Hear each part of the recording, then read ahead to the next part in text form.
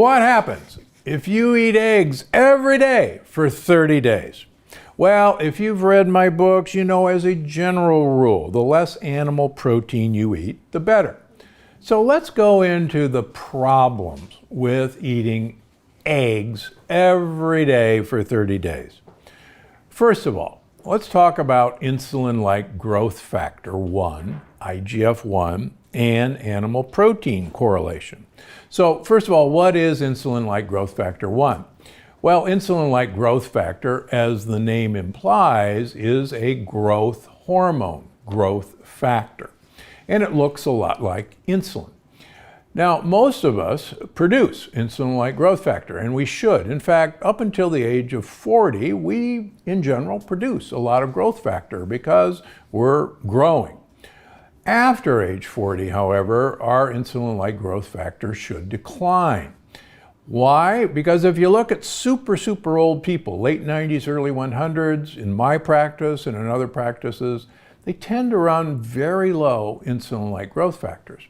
And if you look at people who have low insulin-like growth factors, they have a very low incidence of cancer development, as opposed to people who have a high insulin-like growth factor actually have a very high rate of cancer development. And it makes sense. Growth factor. As we get older, quite frankly, there's nothing in us that we want to grow. There are really three factors that influence our level of insulin-like growth factor.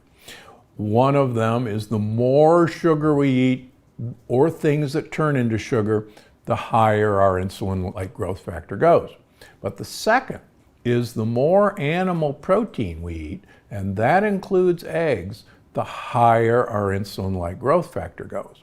The third factor, which I talk a lot about in Unlocking the Keto Code, is the more time-restricted eating, intermittent fasting we do, limiting our eating window to about 6 to 8 hours per day, the lower our insulin-like growth factor.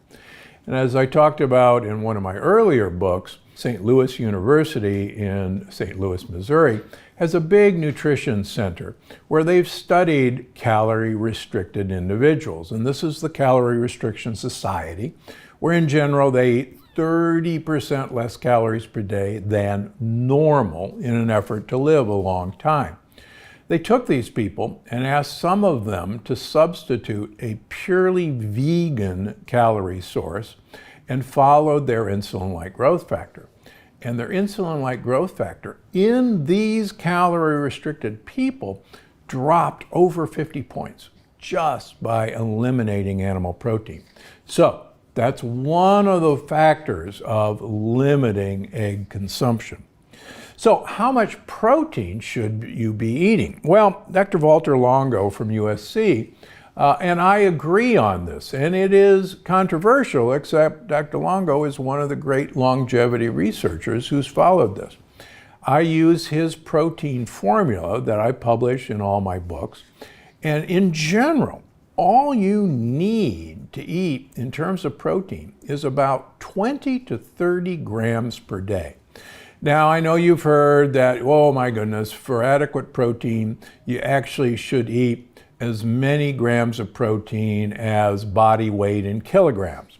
The average human being who is 150 kilograms, that's 150 pounds, that's 70 kilograms, so you need 70 kilograms of protein. Not so fast. Again, protein stimulates insulin-like growth factor. Plus, unbeknownst to a lot of nutritionists, is we recycle our own protein. Every day we slough about 20 grams of protein into our digestive tract from cells that line our intestines, and we eat that protein. So every day you're eating 20 grams of protein that you didn't know you had to eat because it came from your cell. The other thing that's important to realize is that you don't need protein to build muscle. For instance, from the American Dietetic Association, there's a fascinating study looking at young adults and senior citizens. They were given either 90 grams of protein per day or 30 grams of protein per day. It turns out that the 30 grams of protein completely provided for muscle synthesis in both the young people and the old people. So the 90 grams of protein did nothing more for protein synthesis. Nothing more, whether you were young or old. So where did that extra 60 grams of protein go? Well, we don't waste calories. So if we're not going to use it for protein synthesis, and clearly we don't, we convert it into sugar, and it's called gluconeogenesis. And guess what that sugar does? It becomes fat. So you're fooling yourself into thinking you need more protein. Now, there's one thing that Dr. Longo and I do disagree with. He thinks that after the age of 65, you need more protein in your diet. And he's right, but he's wrong. The reason he's right is if you look at senior citizens and look at their protein requirement, it appears that they need more protein. But what that doesn't take into account is that normally we have a surface area for absorbing nutrients of about the size of a tennis court.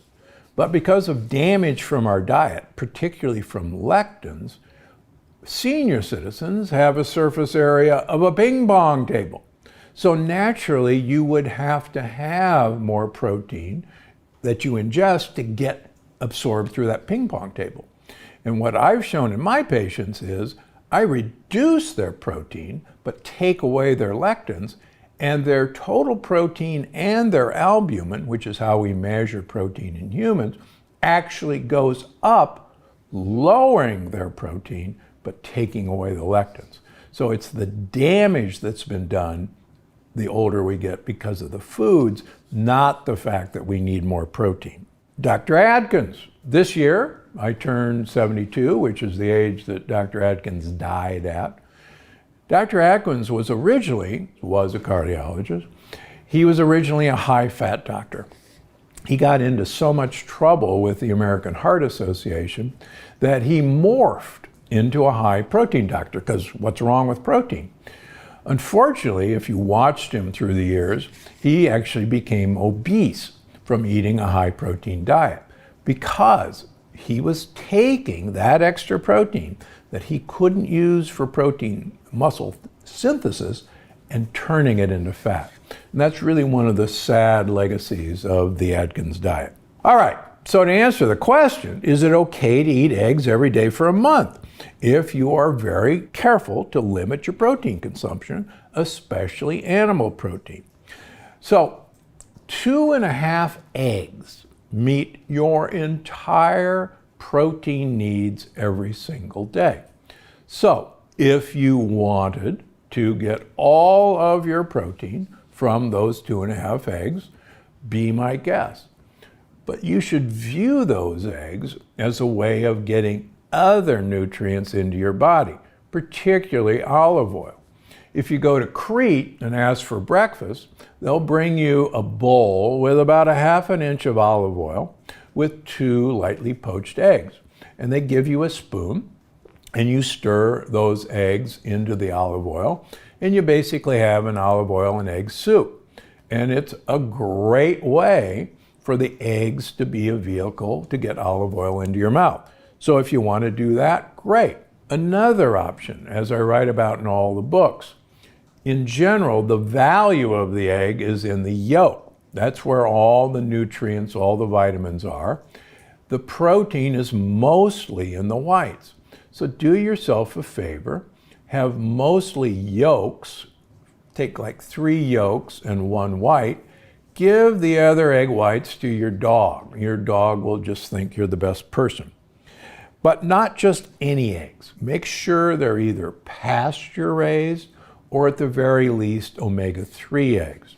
In general, omega-3 eggs are fed flaxseed and or algae, and they actually do have a very nice content of short-chain omega-3 in their yolks. The yolks also are excellent sources of choline. Choline is one of the most important factors for brain health, and the egg yolk is one of the best sources for choline. Now beware if you see free range or cage free. Those chickens by law never have to go outside. Be wary of the words organic. First of all, you can't make bugs organic, but you can make corn and soybeans organic. And so if you see organic chicken eggs, the odds are that those chickens have been fed corn and soybeans, and you certainly don't want that. Unfortunately, I have a number of patients with autoimmune diseases where it was the organic chicken eggs that was part of the problem in causing their leaky gut. Instead of eggs for breakfast, try some alternatives. Most store-bought yogurts have tons of sugar, so buyer beware. Most store-bought yogurts, even Greek yogurt, contain the wrong protein called casein A1. Get yourself some plain goat yogurt, get yourself some plain sheep yogurt. If you want it sweetened, buy some allulose. Allulose is a true sugar that has no calories, that is actually a prebiotic. So you can get the probiotics from yogurt, mix in some prebiotics, and you're good to go. Also, there's another great yogurt that I've actually had on my podcast, the founder, called Lava yogurt, L-A-V-V-A. It has pili nuts and coconut, and it has a generous dollop of prebiotic fiber from green banana already in the mix, and it has living bacteria by certification. It's a great option. Look for it in most Whole Food stores. Have some popped sorghum cereal with coconut milk, but please make it the plain coconut milk. Have a sliced avocado drizzled with olive oil.